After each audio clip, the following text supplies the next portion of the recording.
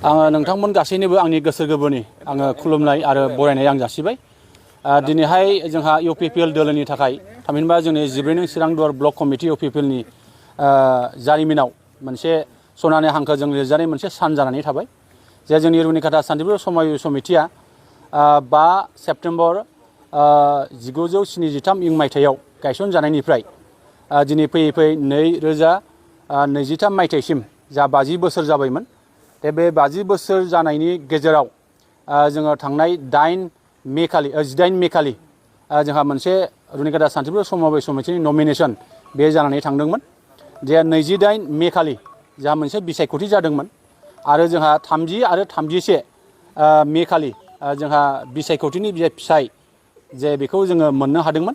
दा बे बिसायख'थिनि गेजेरजों जोंनि इउपिपिएल दोलोनि मददगिरि जोङो बिजाथि हिसाबै गासै जोङो 9 सा बिजाथिखौ देरहासार खालामनानै जोङो जोंनि जे रुनिकाटा सान्तिपुर समबाय समितियाव गोदानै मोनसे बिअडि दानाय बे दानाय हाबाफारिया दिनै जोबनानै थांबाय आरो जोङो जोंनि इउपिपिएल दोलोनिफ्राय जोङो जायफोरखौ देरहासार खालामदोंमोन बिथांमोननिफ्राय जोङो एबसुलिट मेजरिटि मोननानै जोंनि नैबे रुनिकाटा सान्तिपुर समबाय समितियाव समनाथ शर्माखौ जोङो मासिगिरि आरो बुजेन बसुमतारी बिथांखौ जोङो लेङाइ मासिगिरि जोङो खालामनो हाबाय आरो माखासे जोंनि जायफोर देरहादों बिथांमोनखौ जोङो बिअडिनि मेम्बार हिसाबै जोङो थिसननाय जाबाय। जों आसा खालामदों जे बिथांमोनहा फैबाय थानाय 2023 मायथाइनिफ्राय 2028 मायथाइसिम बिथांमोननि गोख्रों खामानि मावनायनि गेजेरजों जोङो निसय नैबे रुनिकाटा सान्तिपुर समबाय समितिखौ जोङो गोजौ फारसे लांनो हागोन जों बेखौ मिजिं खालामदों आरो जोङो बेखौनो मिजिं खालामदों जे जोंहा आसामाव 748टा जा समबाय समिति दङ।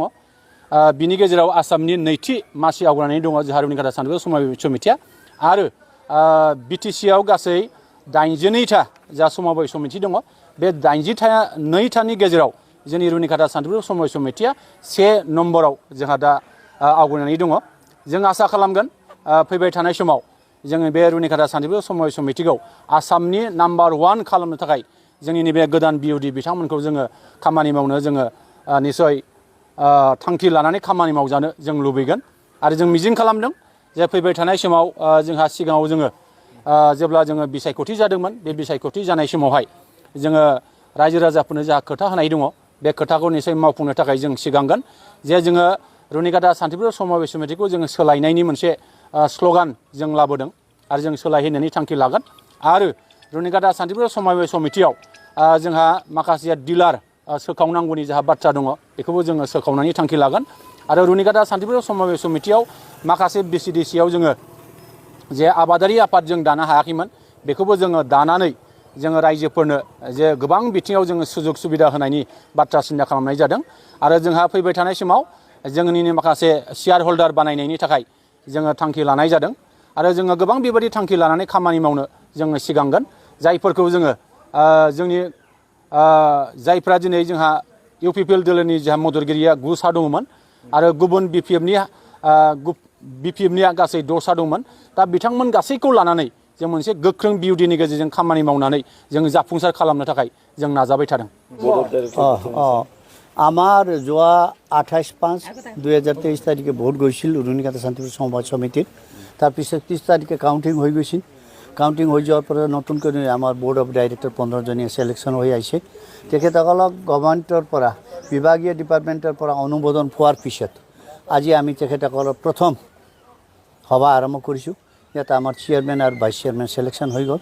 শ্ৰী সোমনাথ শৰ্মা ডাঙৰীয়া চেয়াৰমেন হিচাপে বুজেন বসুমতাৰী ভাইচ চেয়াৰমেন হিচাপে ইয়াত আজি সিলেকশ্যন হৈ গ'ল। এই ভালমতে আমি এই বছৰৰ 5 বছৰীয়া কাৰ্যকালৰ কাৰণে বোৰ্ড আমি গঠন কৰিব পাৰিছোঁ। সব ৰাইজে আশা কৰিছে, ডিপাৰ্টমেণ্টে আশা কৰিছে ভালমতে আমি আৰু 5 বছৰীয়া সমবায়তো দিনকে দিনকে উন্নতি কৰি লৈ যাব পাৰিম বুলি আমি আশা কৰি এই আমাৰ কাৰ্যসূচী আজি শেষ কৰিছোঁ।